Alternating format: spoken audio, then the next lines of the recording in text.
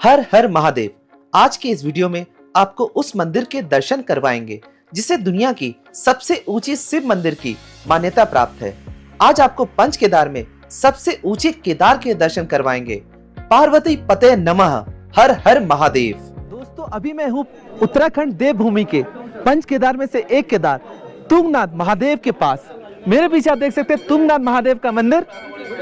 आज के इस ब्लॉग में मैं लेकर चलाया हूँ एक सीरीज की शुरुआत, जिसमें आप देखेंगे दो केदार, एक है तुंगनाथ महादेव, एक है कल्पेश्वर महादेव। उसके बाद देखेंगे एक धाम बद्रीनाथ धाम। ये पूरा सीरीज आपको बहुत अच्छी लगने वाला है। बाकी आज के इस एपिसोड में आप देखेंगे तुंगनाथ महादेव की यात्रा, जिसमें आप जानेंगे कहाँ रुकना है, क्या खाना है, कैसे आना है। सारी जानकारी इस वीडियो में आपको मिलेगी। और वीडियो अच्छा लगे तो आप जरूर से do like, share and subscribe. बढ़ते हैं इस खूबसूरत सी यात्रा पर। हर हर महादेव।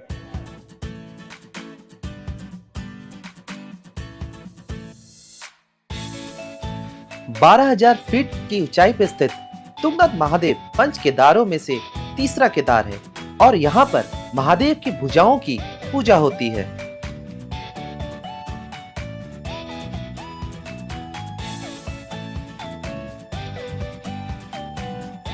दोस्तों, ट्रेक के 4 किलोमीटर पहले ही हमारी गाड़ी को रोक दिया गया है। कह रहे हैं इसके आगे हमें शटल लेकर ऊपर स्टार्टिंग पॉइंट तक जाना होगा। चलिए बढ़ते हैं, देखते हैं शटल का रेट क्या है। ये शायद नया स्टार्ट हुआ है इस साल से। ऊपर बहुत ज्यादा भीड़ लग जा रहा था गाड़ियों का, इसलिए ये सेवा चालू हुई है। चलिए बढ़ते हैं। तुंगनाथ महादेव के दर्शन आप चोपता से अराउंड 4 किलोमीटर का ट्रेक करने के बाद कर पाएंगे और चोपता ऋषिकेश से अराउंड 170 किलोमीटर दूर है। चोपता से नियरेस्ट एयरपोर्ट देहरादून का जॉली ग्रांट एयरपोर्ट है और नियरेस्ट रेलवे स्टेशन ऋषिकेश है। यहाँ से आप पर्सनल कैब कर आराम से चोपता पहुँच सकते हैं। अगर आप अपनी जर्नी बस से करना चाहते हैं तो आप हरिद्वार से ऊखीमठ तक बस से आ सकते हैं, फिर उधर से शेयर्ड या पर्सनल टैक्सी कर चोपता तक आ सकते हैं। हमने इस यात्रा के लिए हरिद्वार से पर्सनल कैब हायर की थी। दोस्तों, मैं शटल से आ चुका हूँ ट्रेक के स्टार्टिंग पॉइंट। आप मेरे पीछे देखिए, वो द्वार है इस ट्रेक का। बाकी 6.5 साल पहले जब आया था ये शटल सर्विस नहीं था। पता नहीं क्यों ये शटल सर्विस स्टार्ट हुआ है। 50 रुपए लगा पर हेड। चलिए बढ़ते हैं, इस खूबसूरत सी यात्रा को आपके लिए लेकर आते हैं। हर हर महादेव।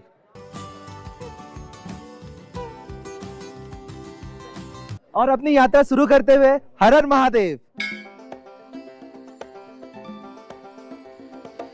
पंच केदार के नाम हुए केदारनाथ, तुंगनाथ, मदमहेश्वर, रुद्रनाथ और कल्पेश्वर। कल्पेश्वर महादेव को छोड़ बाकी सब में ट्रेक करना होता है और सब में तुंगनाथ महादेव का दर्शन करने के लिए सबसे छोटा ट्रेक करना होता है।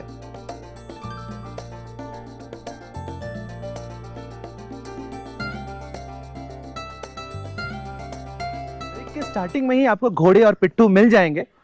घोड़े का बोथ साइड का रेट है 1300 रुपए, जो कि किसी व्यक्ति का 80 किलो का अगर वजन होगा तो उस वजन तक का है 1300 रुपए। बाकी अगर उसके ऊपर अगर आपका वजन है 500 रुपये और लगेगा। सो आपको अगर मन करे घोड़ा करने का तो आप कर सकते हैं। मैं तो चल रहा हूं पैदल। महादेव का नाम लेते हैं और बढ़ते हैं आगे। यहाँ आकर आप बुरांस के फूल का जूस जरूर से पिए। ट्रेक करते वक्त बीच बीच में लोग इसे बेचते दिख जाएंगे।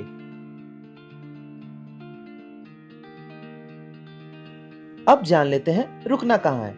नॉर्मली चोपता से अराउंड 10 से 15 किलोमीटर पहले रुकना बेस्ट होता है।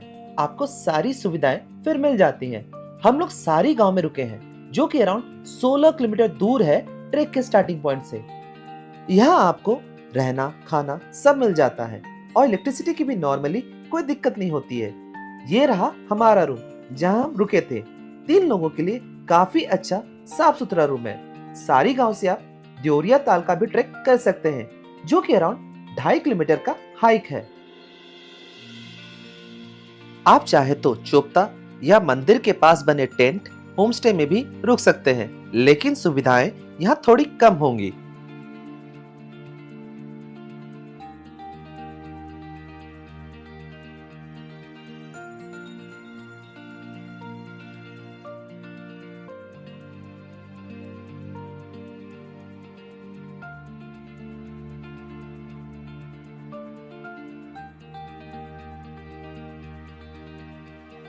दोस्तों अप्रोक्सीमेटली 600-700 मीटर की चढ़ाई हो चुकी है। चढ़ाई अभी तक काफी खड़ी है, आप देख सकते हैं।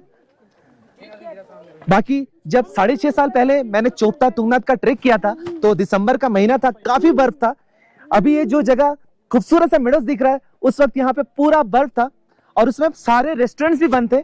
सो जब आप आ रहे हैं, इस बार मैंने जून के महीने में अगर आ रहे हैं तो आप ये खूबसूरत सा मेडोज के पास जा सकते हैं, अच्छे फोटोग्राफ्स खिंचा सकते हैं। और उसी के पास में ये रेस्टोरेंट देखिए, अगर आप नाश्ता कर नहीं आए तो यहाँ पर नाश्ता भी कर सकते हैं। चलिए बढ़ते हैं, महादेव का नाम लेते हैं और एक खूबसूरत सी जर्नी कंटिन्यू रखते हैं।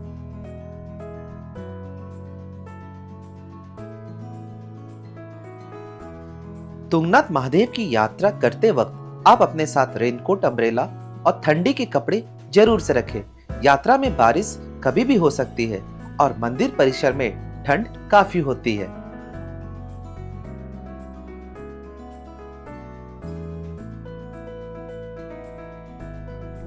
दोस्तों हम लोग ट्रेक स्टार्ट किए हुए अप्रोक्सीमेटली 1.5 घंटा हो चुका है। अप्रोक्सीमेटली 2 किलोमीटर के आसपास का ट्रेक भी हो चुका है। चढ़ाई तो अब तक पूरी खरी है। सो जो भी बिगिनर्स है ट्रेक के लेवल पे, उनके लिए थोड़ा तो कठिन होगा, लेकिन महादेव का नाम लेते हुए आगे बढ़ते रहे। हर हर महादेव।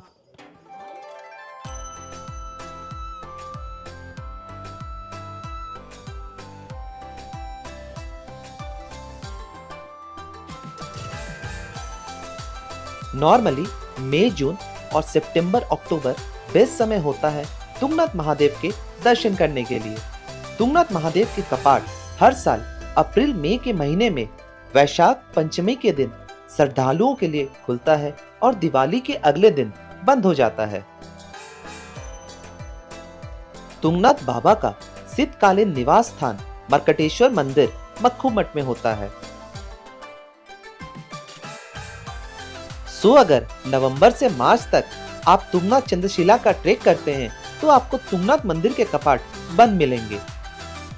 लास्ट बार मैंने दिसंबर स्टार्टिंग में यह ट्रेक किया था। मंदिर तो बंद था, लेकिन यह ट्रेक का अनुभव बहुत अच्छा था।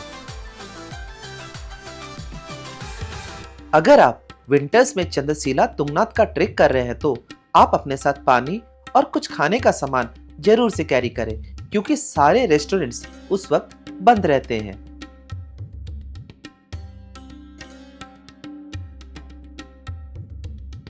माना जाता है यह मंदिर हजारों साल पुराना है और इसे पांडवों ने शिव जी को प्रसन्न करने के लिए बनाया था।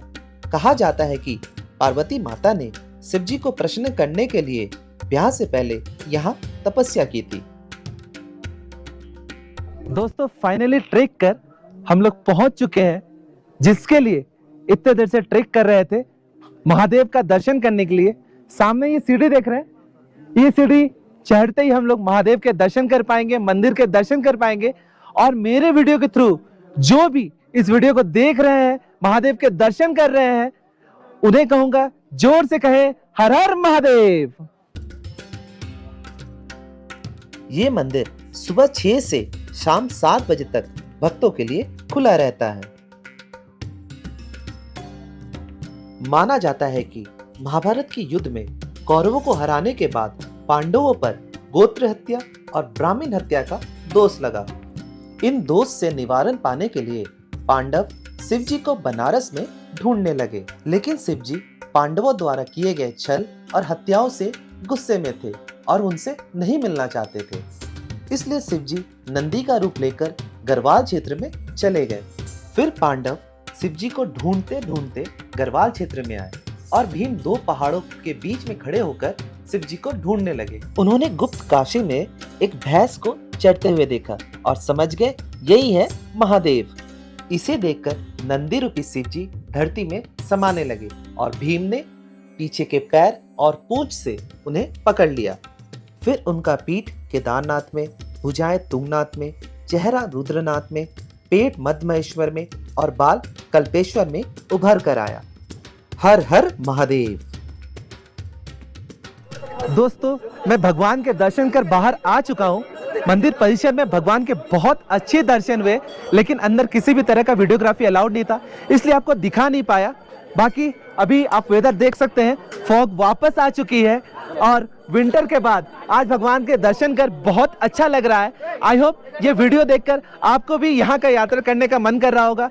जिन्हें समय है और यात्रा करने का मन कर रहा है, जरूर से जल्द यहाँ आ जाए।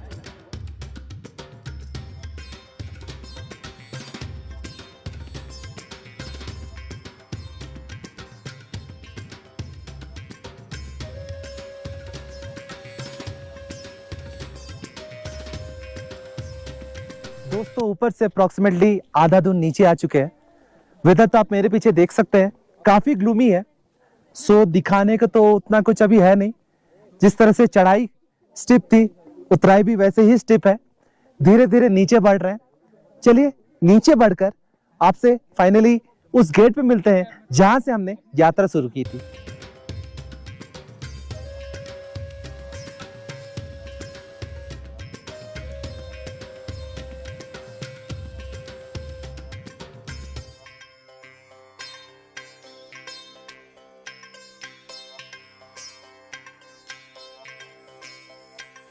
दोस्तों, फाइनली तुंगनाथ महादेव के दर्शन कर हम लोग नीचे आ चुके हैं। सुबह 12 बजे हमने चढ़ाई चालू की थी और शाम 7 बजे नीचे आए हैं।